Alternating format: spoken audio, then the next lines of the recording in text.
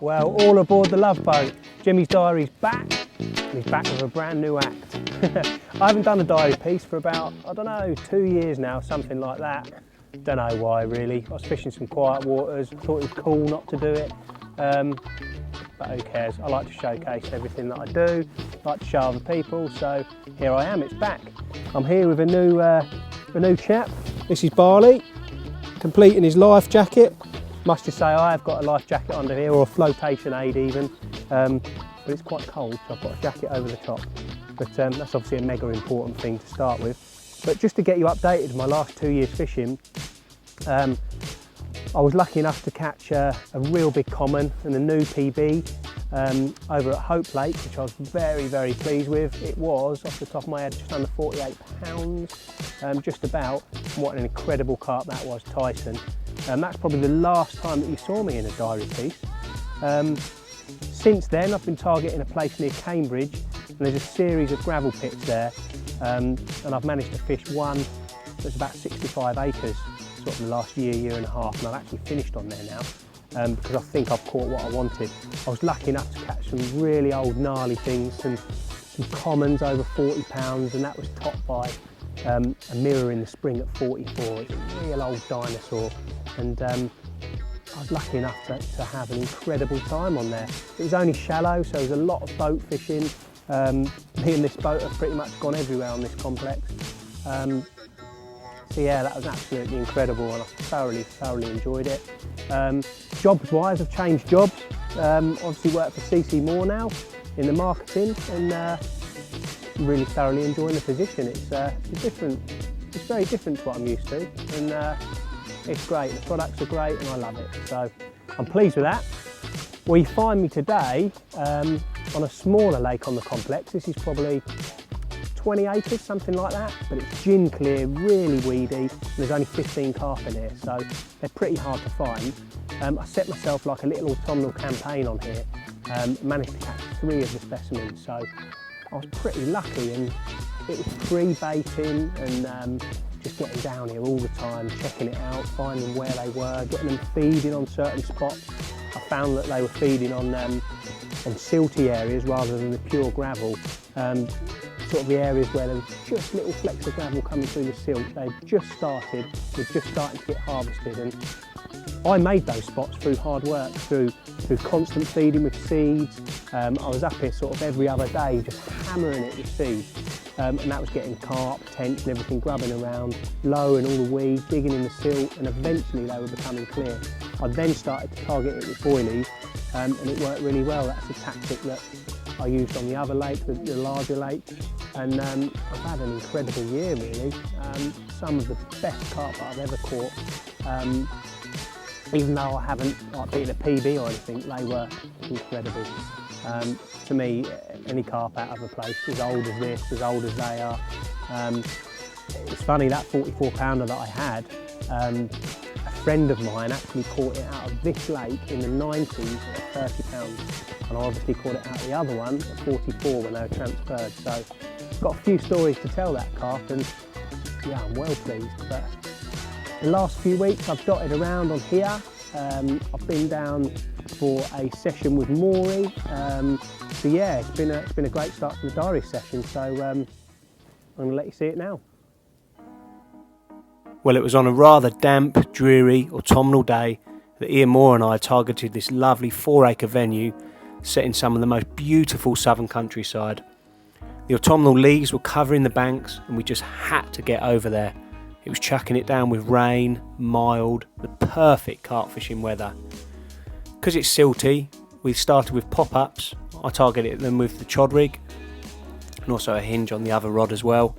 That was just on a smoother bit of silt that I'd found just with a bare lead. We set up at must have been around 4 o'clock, got the rods out perfectly. There was a little bit of dying weed, but not a lot. It was set for a real epic session, or so we hoped. Anyway, time soon went on, the rods were out, and it was time for a quick cup of tea, whilst watching the water to see if we could see any activity. The afternoon soon closed, and we went to bed full of anticipation, because this lake holds some very special carp.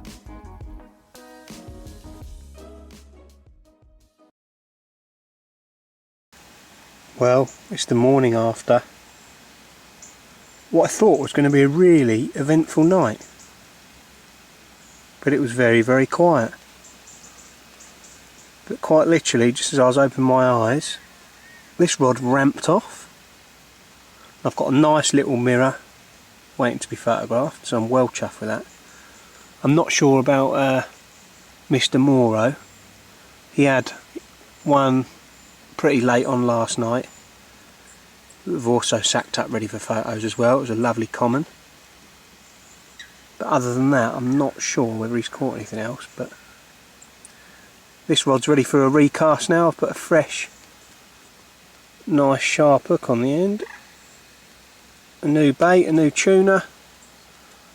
As you can see, that's just attached to a little helicopter rig. It's really silty here, so I've just popped that bead up. And yeah, I'm going to flick it back out there, because you never know, there might be a few fish about. Fingers crossed.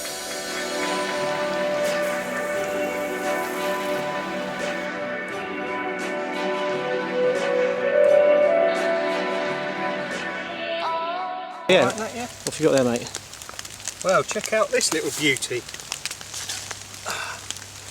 I don't know, it might be 14 pounds maybe. Quite a lovely looking fish, isn't it? Certainly one for the future. It's a corker, isn't it? Fantastic colours. Scales, look at that little row of 10 scales at the bottom there. Yeah. Stunning, stunning little carp. What a belter, mate. When did you have that this morning? It is. Yeah, at first light. It was on a, what's it on? On a tuna, on a hinge stiff rig. Beautiful. Just in a bit of the silt, smooth a bit of silt really. Yeah, fantastic little fish. I've obviously been eating as well, because that was over about 10 to 15 pouch full. Yeah, lovely. Fulls of bait. Fantastic scales. Lovely fish, mate, well done. Oh, mate. Unbelievably, just as I was slipping that fish back, Ian had a bite, and I did shortly after that. We found ourselves hooked into 2 more very special State Lake carp. These fish just aren't any old fish, they've been in here for a long time. They're scaly ones, big commons, all sorts.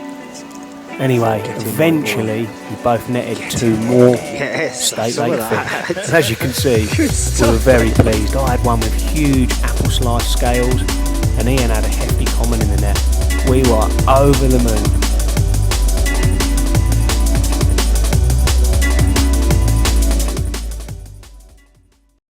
Well, check out that one.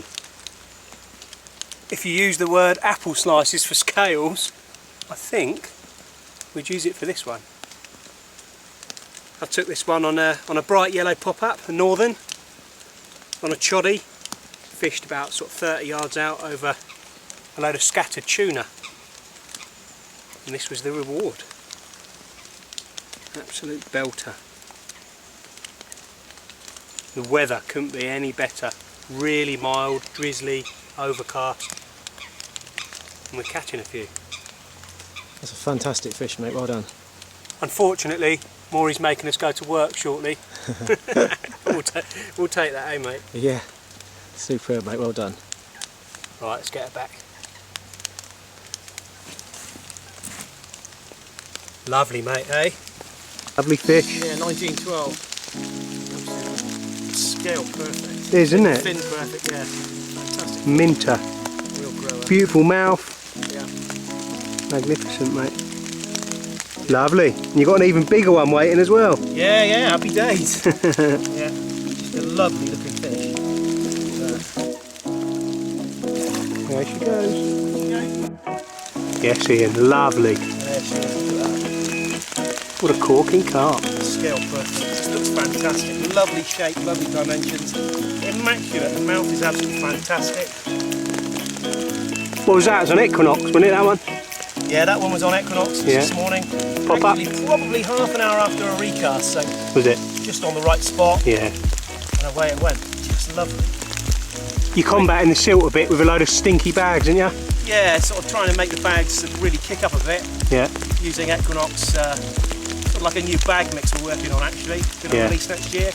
Putting quite a bit of nice attraction into it by using the Equinox dip. Yeah. Letting that dry in so it doesn't get too claggy, it breaks down nicely, and the fish just seem to be right on it really quickly. The stinkier the better in this heavy silt. That's right, yeah. Nice. Stands out like a beacon. Lovely carp that, mate. Love that, hey?